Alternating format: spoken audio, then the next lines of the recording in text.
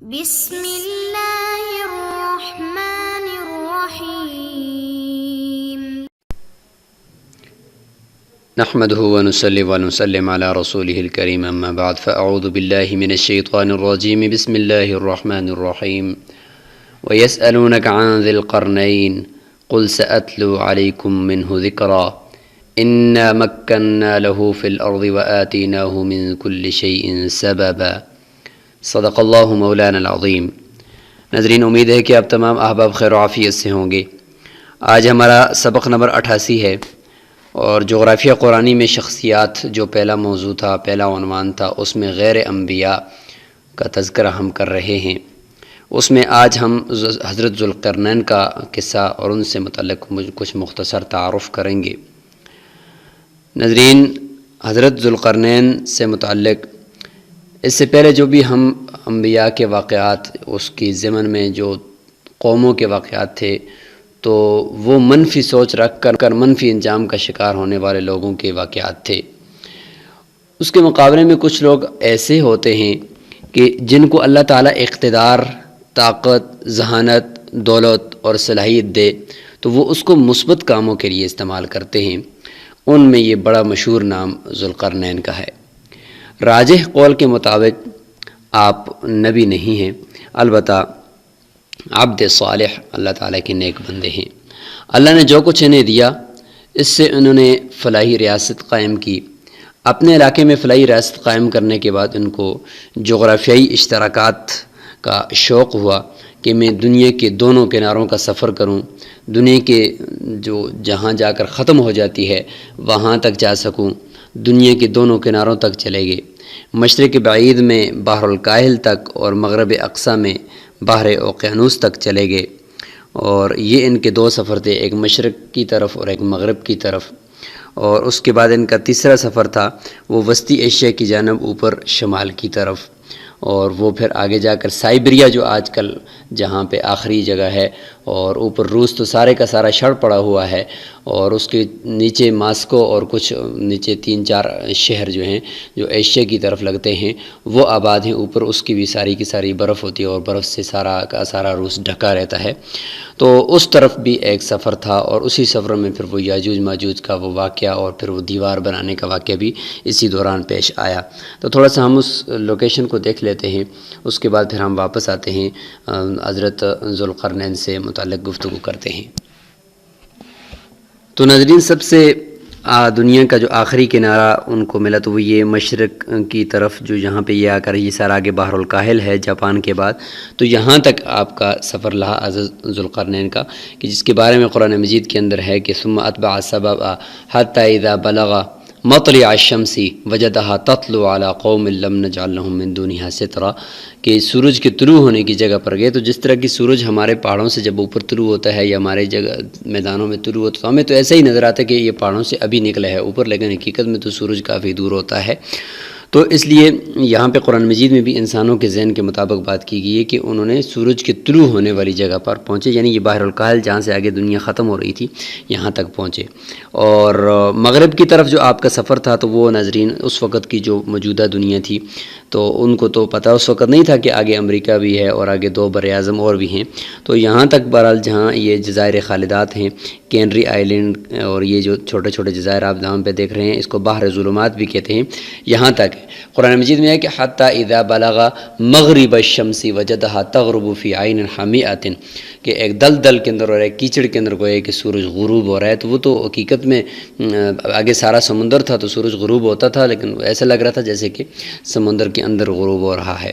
تو یہ جگہ ہے مغرب الشمس، اور یہ سورہ کہف کے آخری جو واقعات ہیں ان میں سے یہ حضرت ذوالقرنین کا قصہ آخری 2 رکوع میں سے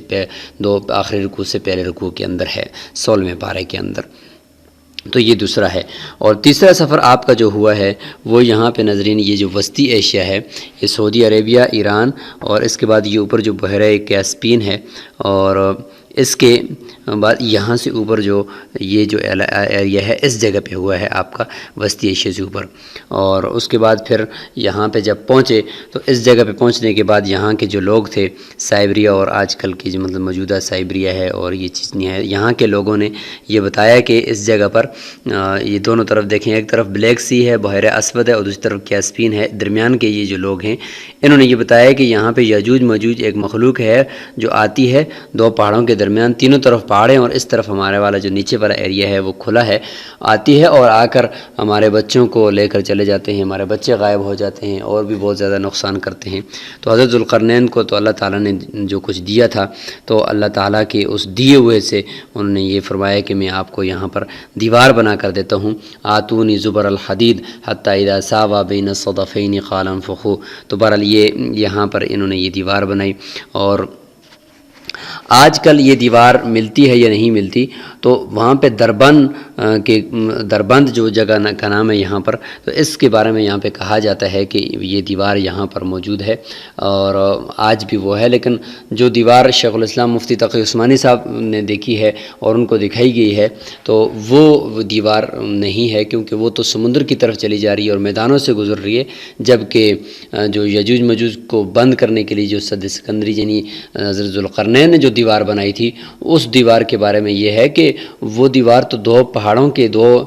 درمیان میں ایک جو درے ہیں ان کے اندر سے بنائی تھی اور ان کو دونوں طرف سے پہاڑوں کے ساتھ وہ ملی ہوئی ہے، تو بہرحال اس کے آثار تو فی الحال نہیں ملتے۔ تو ناظرین یہ در بند ہے اور اس طرف بحر قزوین ہے، کیسپین بھی اس کو کہتے ہیں، اور اس طرف بحر اسود ہے، تو یہ جو درمیان میں ٹیڑھی ویڑھی جو سرخ لکیر آپ دیکھ رہے ہیں تو اس کے بارے میں یہ کہا جاتا ہے کہ یہ سد ذوالقرنین ہے، لیکن اس کے بارے میں مفتی تقی عثمانی صاحب جب یہاں پر گئے تو انہوں نے یہ فرمایا کہ یہ نہیں ہے، کیونکہ وہ تو جو دیوار ہے وہ تو دو دروں کے درمیان میں بنائی گئی ہے اور وہ وہاں پہ بند کر دی گئی ہے، اور اس کے بارے میں یہ ہے کہ جب یہ دیوار بن گئی تو اس کے بعد سے لے کر آج تک قیامت سے پہلے تک یجوج ماجوج اس کو تراش رہے ہیں اور کوشش کر رہے ہیں کہ وہ اس کو توڑ دیں اور سوراخ کرنے کے بعد یہاں سے گزر جائیں، کیونکہ یجوج ماجوج سے متعلق انشاءاللہ اگلے سبق کے اندر بھی ہم تھوڑی سی گفتگو کریں گے، لیکن یہ ہے کہ یہ جو دیوار ہوگی وہ پھر اس وقت ٹوٹے گی جب وہ انشاءاللہ کہیں گے، تو انشاءاللہ کہنے کے بعد پھر وہ دیوار ٹوٹے گی، اور یجوج مجوج کون ہیں وہ ان کے بارے میں انشاءاللہ ہم اگلے سبق کے اندر بیان کریں گے۔ تو بہرحال ابھی یہاں پہ یہ بیان کرنا مقصود ہے کہ یہ جو دیوار ہے جو بتائی گئی ہے یا دکھائی گئی ہے یہ وہ دیوار نہیں ہے۔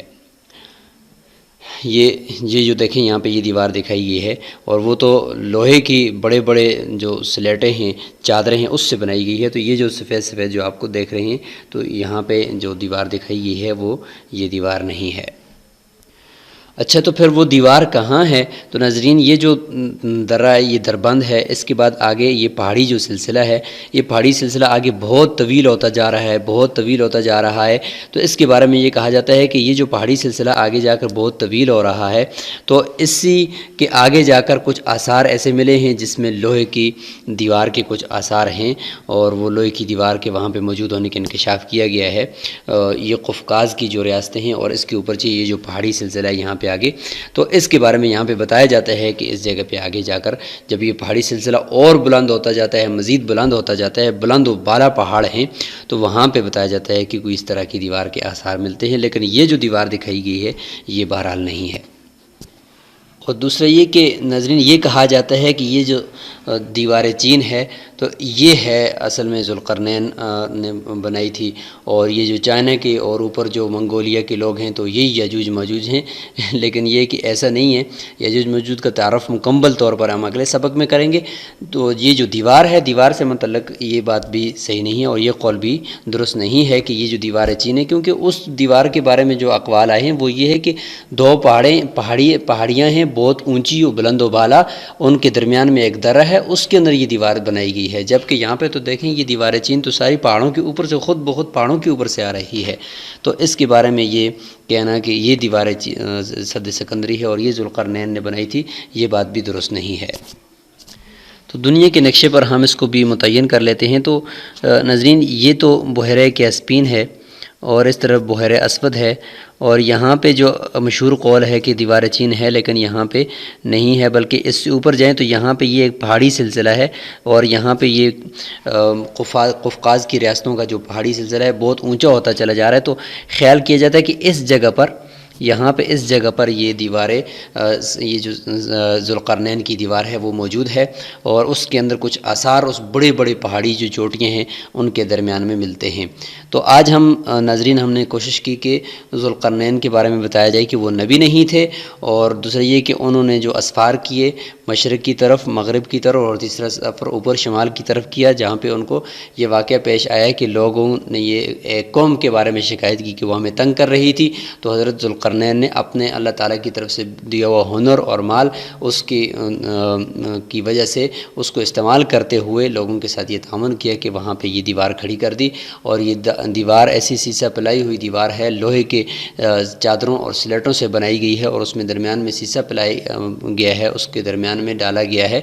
تو اتنی مضبوط ہے کہ وہ قیامت تک اسی طریقے سے رہے گی۔ جب اللہ تعالیٰ چاہیں گے تو یجوج مجوج بھی اس کو نکالیں گے، اور پھر اس کے بعد اس سے وہ باہر آئیں گے اور اس دیوار کو توڑ دیں گے۔ تو بہرحال اس اگلے سبق کے اندر ہم یجوج مجوج کا بھی کچھ تعارف آپ کے سامنے رکھیں گے، اور اس سے انشاءاللہ بات مزید واضح ہو جائے گی۔ السلام علیکم ورحمۃ اللہ وبرکاتہ۔